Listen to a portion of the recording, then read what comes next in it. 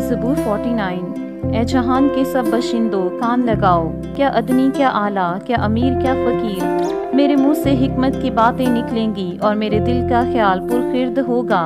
मैं तमसील की तरफ कान लगाऊंगा, मैं अपना मोहमा सितार पर बयान करूंगा। मैं मुसीबत के दिनों में क्यों डरूं, जब मेरा ताक़ुब करने वाली बदी मुझे घेरे हो।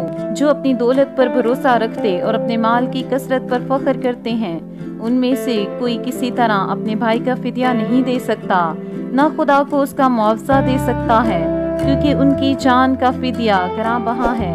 वो अब तक अदा ना होगा, ताकि वो अब तक जीता रहे और कब्र को ना देखे, क्योंकि वो देखता है कि दानिशमंद मर जाते हैं। बेवकूफ़ व हैवान खसलत बाहम हलाक होते हैं और अपनी दौलत औरों के लिए छोड़ जाते हैं। उनका दिली ख्याल ये है कि उनके घर हमेशा तक और उनके मस्कन पुश्त दर पुश्त बने रहेंगे। वो अपनी ज़मीन अपने ही नाम से नामज़द करते हैं, पर इंसान इज़्ज़त की हालत में कायम नहीं रहता। वो जानवरों की मानिद है जो फना हो जाते हैं। उनका ये तरीक उनकी हमाकत है, तो भी उनके बाद लोग उनकी बातों को पसंद करते हैं। वो गोया पाताल का रेवड़ ठहराए गए हैं, मौत उनकी पासबान होगी।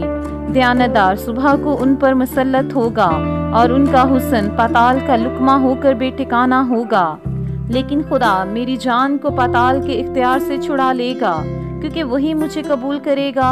जब कोई मालदार हो जाए, जब उसके घर की हशमत बढ़े, तो तू खौफ ना कर, क्योंकि वो मर कर कुछ साथ ना ले जाएगा, उसकी हशमत उसके साथ ना जाएगी।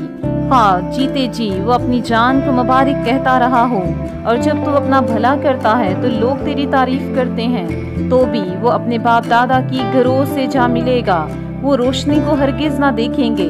आदमी जो इज्जत की हालत में रहता है पुरखिर्द नहीं रखता, जानवरों की मानिद है जो फना हो जाते हैं।